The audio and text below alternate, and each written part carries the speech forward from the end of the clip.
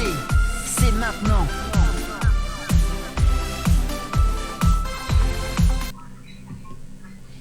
Et nous voici les amis. On est là, on est en direct. Mon invitée est à ma gauche, elle s'appelle Nef Art et vous allez découvrir aujourd'hui une jeune artiste que j'ai découvert pour la petite confidence. Bon, toi tu le sais déjà, hein. Mais c'est sur Instagram. On donnera bien évidemment ton Instagram dans la barre de description pour ceux qui regarderont le replay. Voilà. Et puis, ben écoute, on va commencer les choses sérieuses. Déjà, très cher Nef Art, je te souhaite la bienvenue dans la One Air Media Family. J'espère. Déjà, première question, comment vas-tu ? Eh bien, je vais très bien, et toi ? Bon écoute, je dirais, je suis en vacances, donc on peut qu'aller mieux.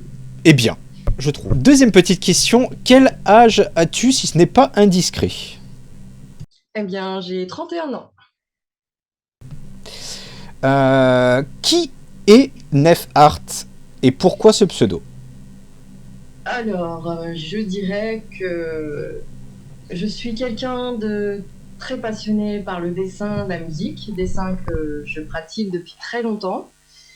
Je suis... C'est un peu compliqué quand même, hein, ce genre de questions, c'est pas bien. J'avoue, Mais, pour une première interview pour toi, oui, j'ai tapé fort sur les questions. Pardon. Ouais. Non, je dirais que oui. Je suis surtout une très très grande passionnée par les arts en général, mais surtout le dessin qui me suit depuis très très longtemps. Et le pseudo Nef, alors l'anecdote, c'est que le pseudo, je l'ai que depuis quelques années, car c'est mes propres filles qui l'ont choisi. À la base, c'était un pseudo très très long, et puis bah, ça a fini par Nef. J'ai beaucoup aimé. Et j'ai décidé de le garder quelque part aussi pour aller. Voilà. Ok. Quatrième petite question déjà. Comment es-tu devenu autodidacte en art ? Parce que... Je dirais que... Alors, comment j'en suis arrivée là ? J'ai eu le déclic, j'avais 10 ans. C'était à l'occasion, j'étais avec ma maman, on faisait une petite journée sympathique et à un moment donné, elle s'est mise à dessiner pendant qu'on regardait la télé. Donc j'observais du coin de l'œil parce que je sentais qu'elle me regardait. Et au bout d'une heure et demie, du coup je lui demande maman, tu fais quoi ? Et en fait elle avait fait un portrait de moi. Parce que ma maman dessine aussi. En fait le dessin c'est vraiment de la famille, hein. Mes sœurs, ma mère, mes enfants. Et quand j'ai vu ce portrait, j'ai dit moi c'est ça que je veux faire. Et j'ai commencé petit à petit avec les mangas. De persos plutôt simples. Puis j'ai cherché la complexité après en découvrant les comics. Et c'est là que j'ai eu le coup de cœur et j'ai dit, moi je veux faire ça. Je veux reproduire ce que j'aime, je veux créer à partir de ce que je sais faire. Et j'y travaille encore à l'heure d'aujourd'hui. Tout ce qui est comics, les films aussi. Parce que je dessine, il n'y en a pas beaucoup pour l'instant, mais je dessine des personnages de films.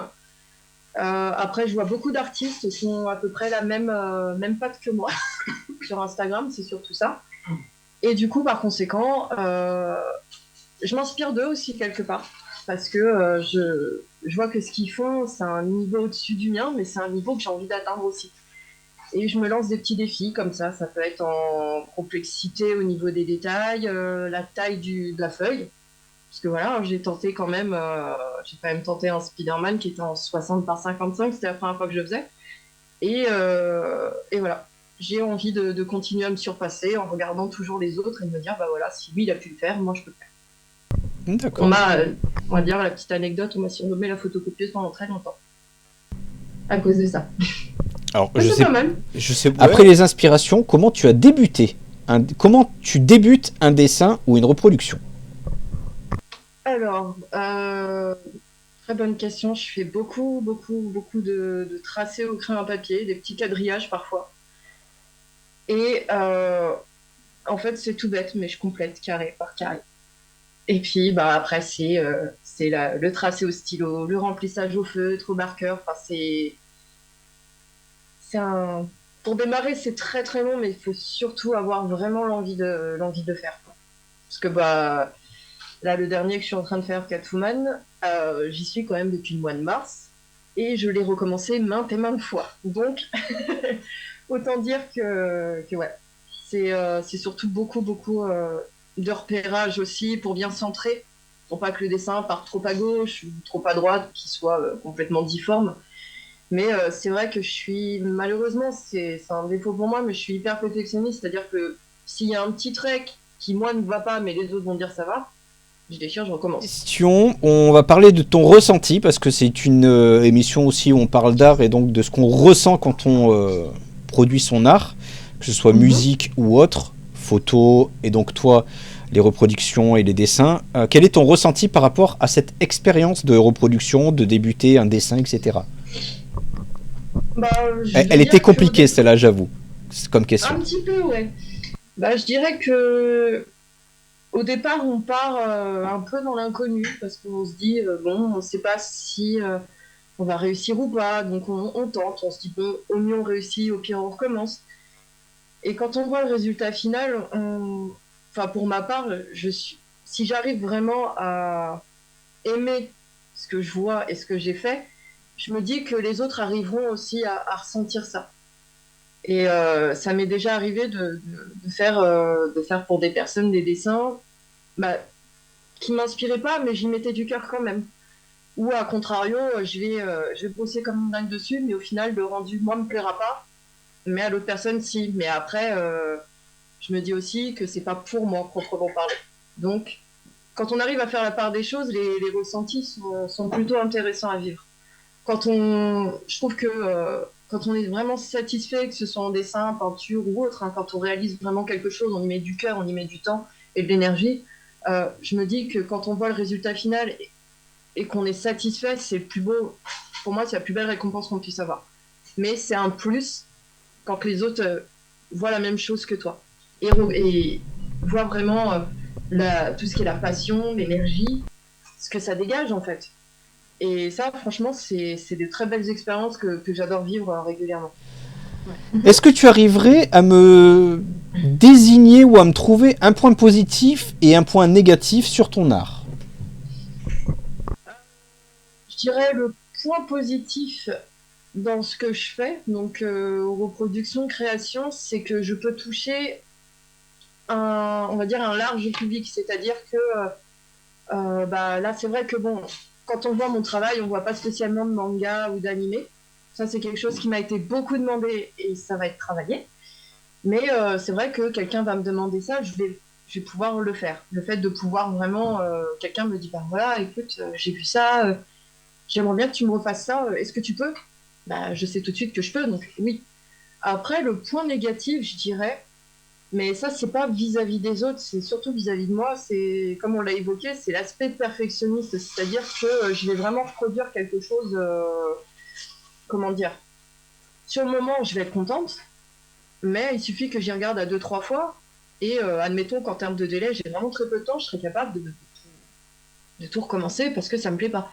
Alors que la personne, sachant que j'en vois régulièrement quand c'est comme ça, des avancées, ah, bah c'est super bien. Ah, bah c'est cool. J'ai hâte de voir la fin. Ah, ouais, mais bon, la fin, c'est un peu compliqué, quoi. C'est surtout l'aspect. Ouais. Je pense que beaucoup. Bon, après, peut-être que c'est pas au même degré que moi, mais je pense que beaucoup ont ce souci-là de jamais être satisfait de ce qu'on produit. Mais après, c'est un travail à faire sur soi. Hein. C'est pas. On va dire que c'est pas insurmontable. Avec les années, c'est pas insurmontable. Tout à fait. Bah justement, j'allais te poser une question un petit peu en extra. Ça fait combien de temps que tu dessines comme ça, que tu reproduis ? Alors, ça va faire bientôt 22 ans. Donc, j'ai commencé à l'âge de, comme j'ai dit tout à l'heure, à l'âge de 10 ans. Et bah, y a des moments où j'ai eu des périodes de break. Parce que bah, y a des moments où on ressent plus la chose, où quand on essaye de faire, il n'y a pas le cœur, il n'y a pas l'énergie, il n'y a rien du tout. Et, mais sinon, oui, ça fait bientôt 22 ans que je fais ça. Okay.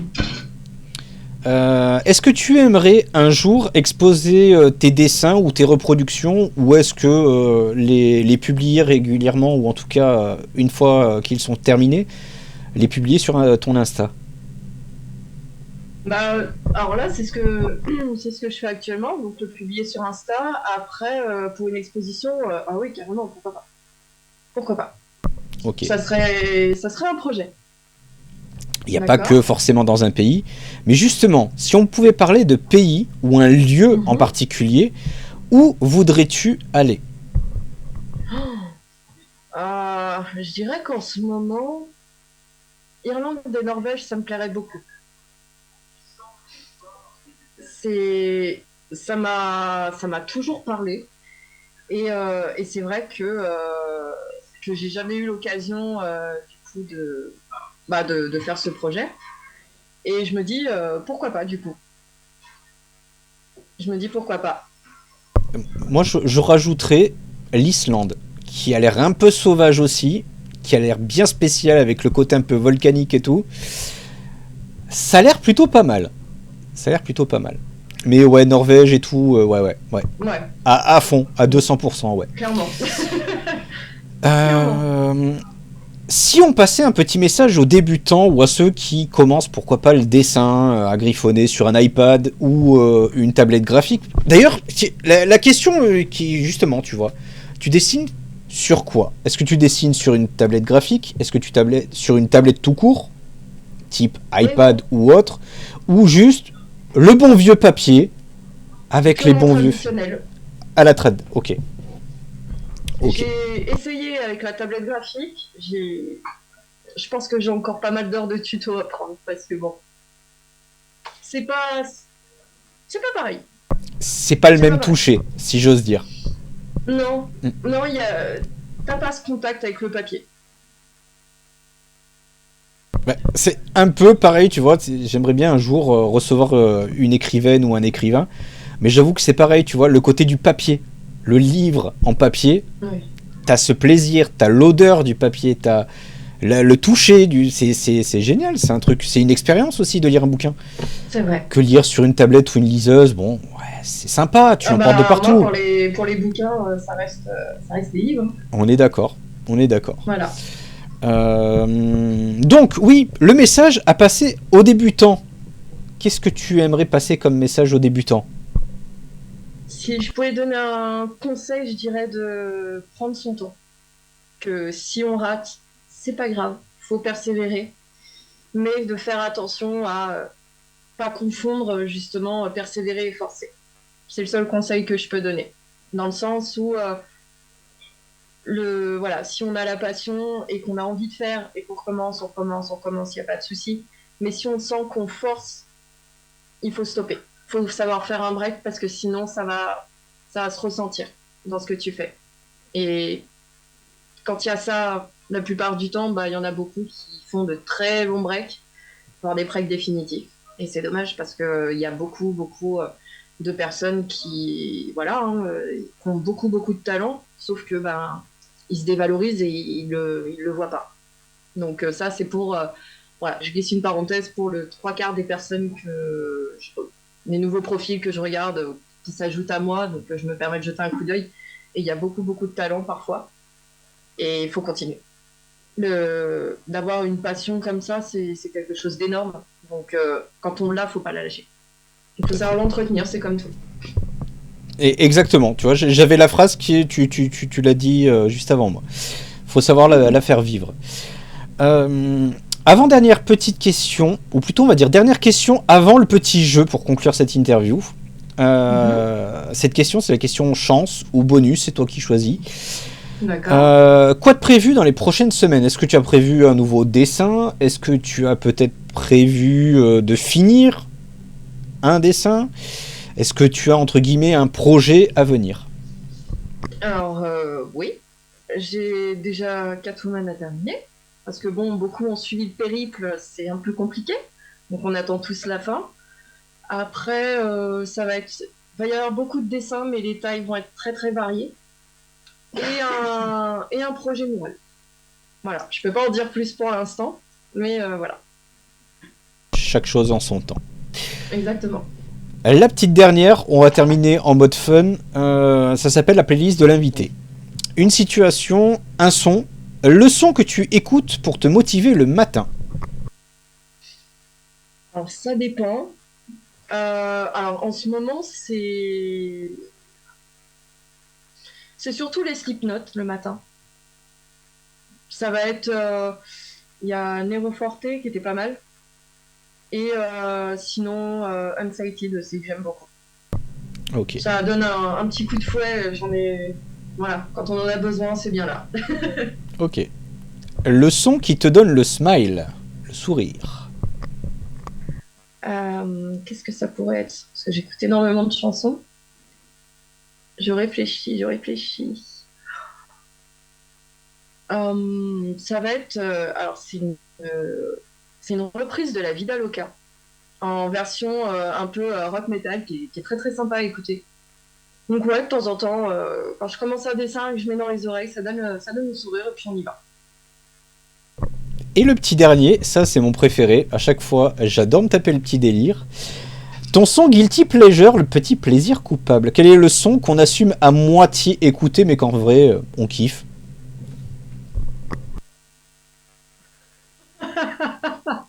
Euh, alors en ce moment, c'est pas un son, mais c'est un groupe. C'est le groupe Little Big. J'écoute, c'est un groupe russe, si je dis pas de bêtises, qui sont, euh, qui sont en Amérique maintenant. Et les clips sont complètement décalés, les musiques, c'est pareil, si t'écoutes une fois, tu l'as toute la journée dans la tête. Et ça, de temps en temps, quand t'as pas envie de réfléchir, c'est sympa. Là, la dernière, que j'ai écouté, c'était Skibidi. Donc déjà, rien que le titre, voilà. Mais voilà, tu sais, ça fait partie des petites vidéos où t'as une choré, et puis ça va être un peu le truc, tout le monde va apprendre la choré, et puis tout le monde va savoir faire, et puis...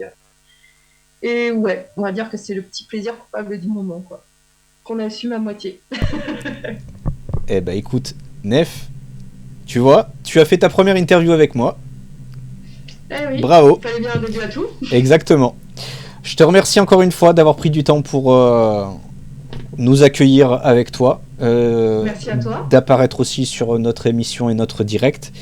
Je le rappelle pour ceux et celles qui débarquent, c'était Nef Art, une artiste que vous pouvez découvrir dès à présent sur Instagram.